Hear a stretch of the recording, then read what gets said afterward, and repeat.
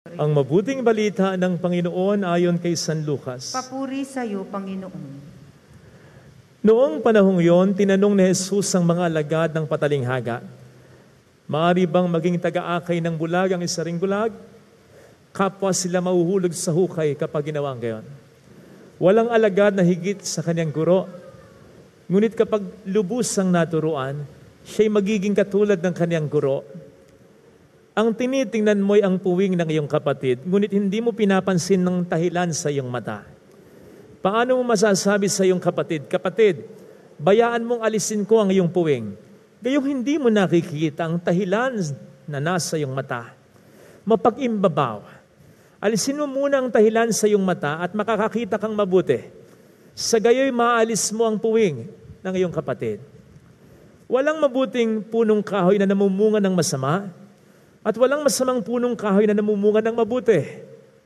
Nakikilala ang bawat punong kahoy sa pamamagitan ng kaniyang bunga. Sapagkat hindi nakapipitas ng igo sa puno ng aroma at di rin nakapipitas ng ubas sa puno ng dawag. Ang mabuting tao ay nakapagdudulot ng mabuti sapagkat tigib ng kabutihan ng kanyang puso. Ang masamang tao ay nakapagdudulot ng masama sapagkat puno ng kasamaan ang kanyang puso.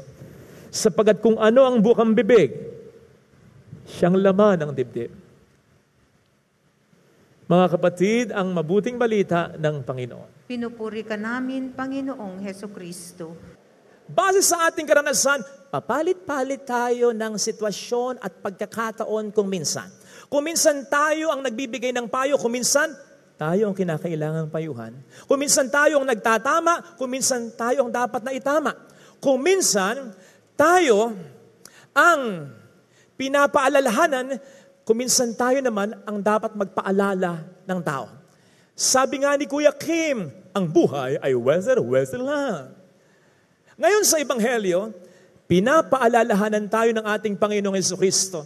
Sakaling malagay tayo sa anumang sitwasyon o pagkakataong ito. Una, sakaling malagay tayo sa sitwasyon o pagkakataon na dapat tayong gabayan, at siguradong malalagay din tayo talaga sa sitwasyong yan. Bakit? Sapagkat tayo'y tao, hindi natin alam ang lahat. Kinakailangan tayong payuhan, kinakailangan tayo paminsan-minsan nagabayan at turuan. And besides, nagkakasala din tayo. At kung minsan kapag nagkakasala tayo, hindi natin na alam ang ating ginagawa. Akala natin tama pero mali na. Yan ang sabi ni Kristo bago siya mamatay. Ganyan ang tao kapag nasasadlak sa pagkakasala. So dapat mayroon sa ating gumabay. Ngayon, sa paghahanap natin at pag-entertain natin ng gabay, piliin natin yung credible na gabay. Hindi yung bulag na tayo sa pagkakasala, sa pagkakamali. Ang pipiliin pa rin natin ay yung bulag na tulad din natin. Kaya, kung ang issue mo ay pagiging unfaithful sa milis mo, huwag kang hihingi ng gabay sa pari mo na numero 1 palengkero. Kung ang issue mo ay hindi mo mapigil ang bunganga mo, sumasakit na ang tenga ng mister mo kapag nagbubunganga ka, huwag kang hihingi ng payo sa kumari mong mas masyinggan pa ang bunganga kaysa sa'yo. Kung ang issue mo ay pasaway kang anak, huwag kang hihingi ng payo sa kabarkada mo na nagpapasakit din ang ulo ng mga magulang nito. Let us be honest. Ano ba ang problema ng ating bayan? Kung sa palagay mo, at totoo naman, mula noon hanggang ngayon, ang problema nito ay korupsyon. Ang piliin mong kandidato ay walang issue sa korupsyon. Yung magkakaroon ng moral credibility na bawalin ang mga korap, ipakulong ang mga korap. Kung ang problema ng bayang ito, at ito'y alam mo, kahirapan, pumili ka ng kandidato na may puso para sa mga nasa laylayan ng lipunan. Hindi yung pakitang tao pag maghahalaran lamang. Kung ang problema ng bayang ito, alam mo ito, political dynasty, iisang pamilya na lang, hindi na mabigyan ng tsansa ang iba. Yung tsansa, ang iba na karapat-dapat naman. So pumili ka dapat ng kandidato na hindi nagpo-promote nito. Kung ang problema ng bansa ay ekonomiya, ang piliin mo yung maalam sa ekonomiya. Kung para sa iyo, problema ng bansang ito ay ang disiplina, Piliin mo yung makapag-a-uphold ng disiplina at yung mismong may disiplina sa sarili niya. Kung ang problema ng bansang ito, sa palagay mo, problema pa rin sa'yo, and it should be yung West Philippine Sea, piliin mo yung kandidato na hindi makikipagdigmaan necessarily, kundi irarali ang buong mundo para kunin ang talagang sabayang ito. Mga kapatid, no one can give what one does not have. Hindi po pwedeng ibigay ng kahit sinong tao ang isang bagay na wala siya. Kinakailangan natin ng gabay. Humanap tayo ng gabay na makapagbibigay sa atin ng gabay. Sapagkat kung hindi, pare-pareho tayong bulag, mag-aakayan 2 bulag, pareho-pareho tayong pupulutin sa hukay at sa kangkungan. So yun yung una. Short lang, di ba? Pangalawa, eto na. Sakaling tayo naman ay malagay, sa tayo ang kinakailangang kumabay. Hinihiling ng Panginoon na mag-strive tayo na maging karapat-dapat na gabay. Sapagkat sa isang gabay, maraming bagay, okay lang sana kung bagay lang, buhay ang nakasalalay. Sapagkat sa isang gabay, pupwedeng ang tao mapanuto o maligaw. Kaya nga sabi ng Panginoon, palagay ko ito'y patungkol sa mga gabay. Lucas 17, versikulo 2, mabuti pa sa iyo bilang gabay, nabitina ng gilingang bato sa leeg, at itapon sa dagat, kaysa maging sanhi ng pagkakasala ng isa sa maliit na ito na ginagabayan mo. Kaya malaking responsibilidad ang nakaatang sa mga gabay. Ikaw na magulang, responsibilidad mo ang mga anak mo. Ikaw na kapatid, responsibilidad mo ang mga kapatid mo. Ikaw na may kuman sa pamilya, responsibilidad mo sila. Hindi nga ba't mas marami ang palo ng magulang sa panganay kaysa sa bunso? Kaya kaming mga pare, kaming mga madre, kaming mga nasa posisyon, pati na mga politiko. Kung kami magkakasala at kayo'y magkakasala, pareho lang ang ating pagkakasala, pero mas matindi ang kaparusahan sa amin ng Panginoon sapagkat kami mga gabay. Hindi niyo po ba napapansin? At yan ay magkakwaresma na. Maririnig natin yung init ng ulo ng Panginoon sa mga Eskriba at Pariseo. Kung iisipin po ninyo, ano na lang yung kasalanan ng Eskriba at Pariseo sa kasalanan ng babaeng nahuling nakikiapid? Ano na lang yung kasalanan nila sa kasalanan ni San Mateo, sa kasalanan ni Zaccheo, isang publikano sinusuka? Marinig lamang ang pangalan ng mga ito, sapagkat makasalanan ng mga taong ito. Pero bakit galit na galit si Kristo? Iba ang galit niya sa mga Eskriba at Pariseo. Bakit? Mga gabay ang mga ito. Mas malaki. With great power comes great responsibility. Ay, Father, kung gayon, ayoko nang maging gabay. Hindi po pwede. Sapagkat sabi ko nga, talagang malalagay ka sa sitwasyon at sa pagkakataong ganyan. Bakit? The mere fact na miyembro ka ng isang pamilya, ng isang komunidad, ng isang bayan, sa pamilya na lang, automatic gabay ka dapat ng asawa mo. Automatic ikaw dapat ang umaakay sa mga anak mo. Automatic ikaw dapat ang gumagabay sa mga kapatid mo. Automatic yun. Ayoko, sila na lang. Ayun papaano kung ayaw nila? Papaano kung walang pangarap ang asawa mo para sa mga anak mo? Papaano kung irresponsable ang mga magulang mo? Papaano kung swail ang ibang mga kapatid mo? Papaano kung walang nagtapos sa pag-aaral sa kanila? Ano yun? Papaano kung yung panganay ang siyang pinakabuwisit? Ikaw rin nagbunso, magiging buwisit? Sasabihin mo, ayoko maging gabay. I don't want to stand up. I don't want to step up. Baka lang ako masisi sa uli. Hindi kaya mas malaki ang iyong mga magiging pagsisisi kung alam mong may magagawa ka para isalba ang iba, lalo na ang mga tao na sa iyo'y mahalaga. Pero hanggang sa huli, nanahimik ka. Hanggang sa huli, natamemik ka. Hanggang sa huli, wala kang inisip kundi ang iyong sarili. You see, darating ang pagkakataon when we should really step up, when we should really become a guide. Hihingin yun ng pagkakataon. Tama, meron tayong expression sa Ingles, choose your battle. Tama yun. Piliin mo yung laban, yung battle mo. Bakit? Kasi hindi lahat ng laban sa buhay makabuluhan. May mga laban sa buhay, nako, walang kabuluhan. Aksaya ka lang yan. Mag-aaksaya ka lang ng panahon, ng enerhiya, ng atensyon, maging ng pera o yaman. Choose your battle. Besides, piliin mo yung battle na alam mo na kaya mo. Tama po ba? Tama yun. But what if the battle itself already chooses you? Paano kung hindi mo nga ginugusto? Pero yung pagkakataon na, yung battle na, yung laban na, ang siyang ginugusto ka at pinipili ka. Bakit ayaw piliin yung ibang mga kasama ko sa pamilya? I'm sure pinipili din sila in one way or another.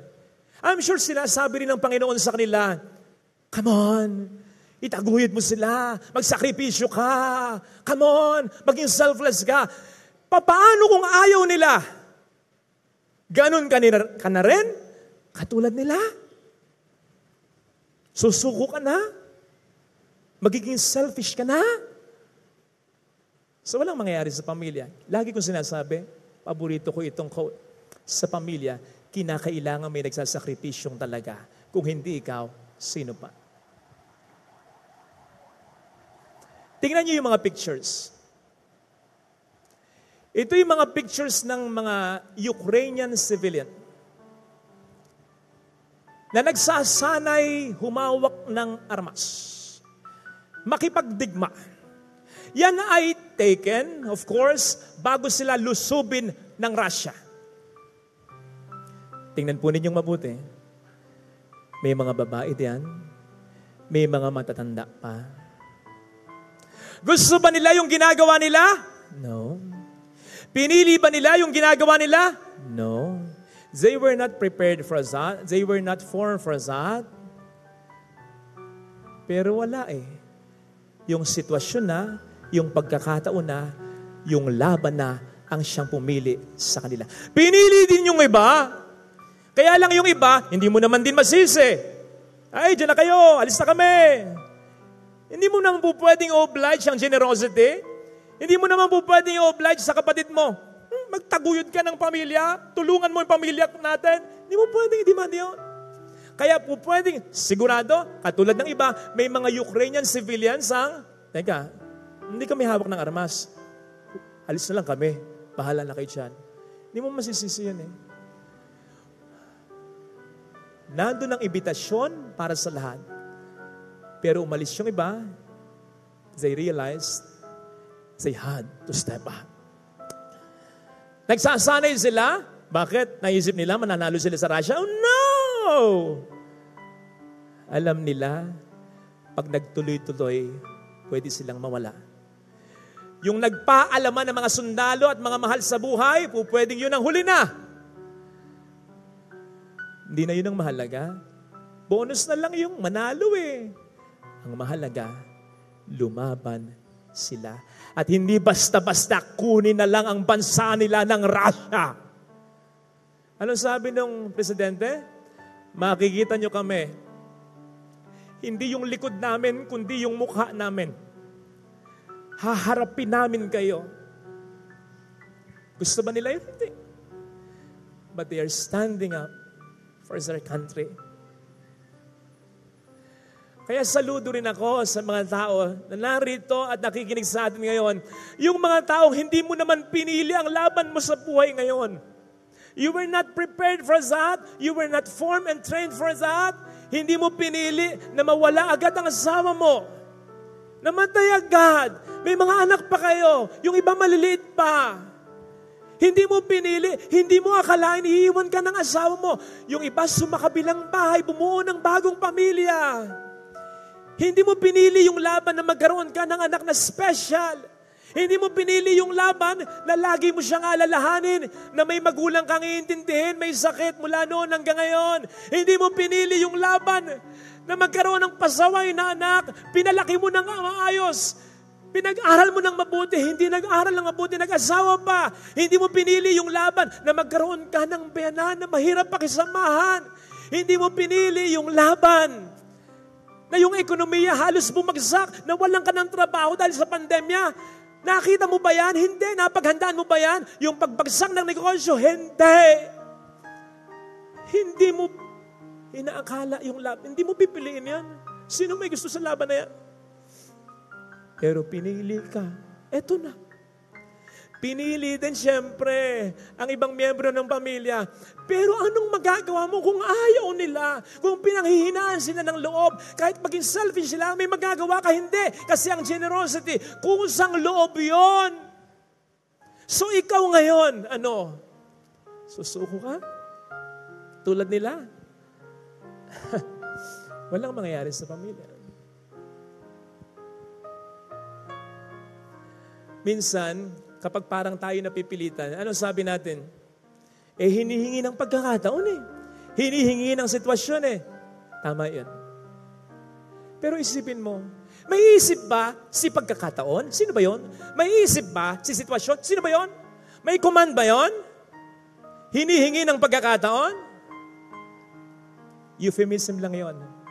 Kasi ang nag-aalaw sa atin na malagay sa sitwasyon at pagkakataon, ang Panginoon. So hindi kanya ilalagay dyan nang alam niyang hindi mo kaya.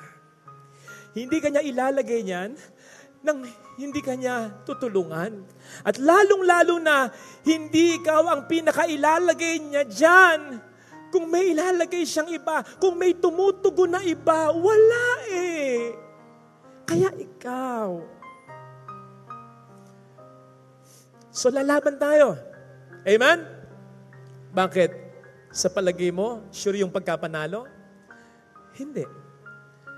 Hindi sure na maitataguyod mo talaga ang buong pamilya mo kahit wala na yung asawa mo. Hindi sure na magbabago yung mahal mo. Hindi sure na mabibigyan mo sila ng maganda kinabukasan. Hindi sure ang lahat ng ito. Pero kahit hindi sure, katulad ng pakikipaglaban ng mga Ukrainian civilians sa Russians, hindi na mahalaga yun. Ang mahalaga, lalaban ako.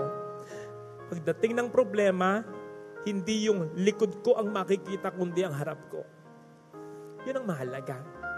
Sinabi naman sa ating ikalawang pagbasa, hindi pababayaan ng Panginoon mauwi sa wala ang pagsusumikap mo para sa Kanya, para sa iyong pamilya. Sana ito ang ipagdasal natin para sa ating bayan at para sa ating pamilya.